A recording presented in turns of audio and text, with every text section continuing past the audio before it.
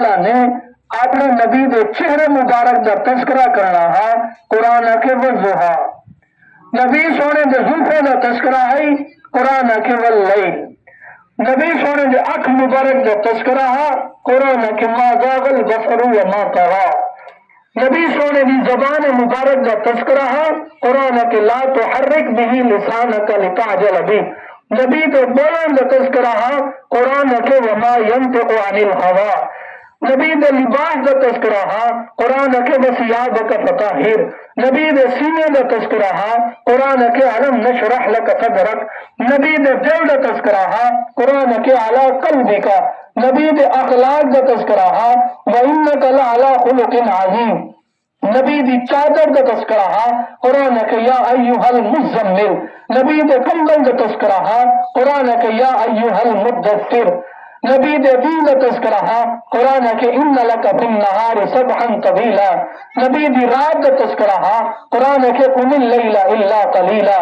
نبی دے شہر دا تذکرہ ہے قرآن کے لا اقسم بہذا البلد، نبی دے بیوے دا تذکرہ ہے قرآن کے النبی اولا بالمؤمنین من انفسہم وازواجہ امہاتہم، نبی دے بیٹے دا تذکرہ ہے قرآن کے یا ایھا النبی قل لازواجک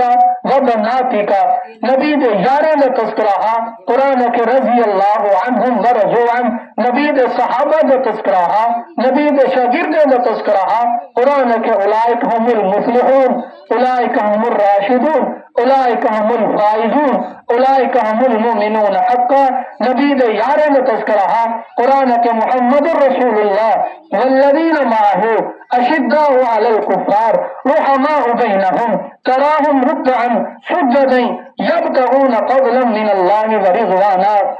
میرا نبی بہت سونا، جتنا حسن اللہ سونے میرے نبی کو دیتے یہ جی ناسیم اللہ بیا کہیں کو نہیں بڑھایا۔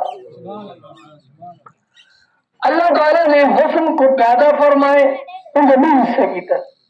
ادھا حصہ حسن دا اللہ تعالیٰ نے حضرت یوسف علیہ السلام کو دیتے، بیا ادھا حصہ اللہ تعالیٰ نے حسن دا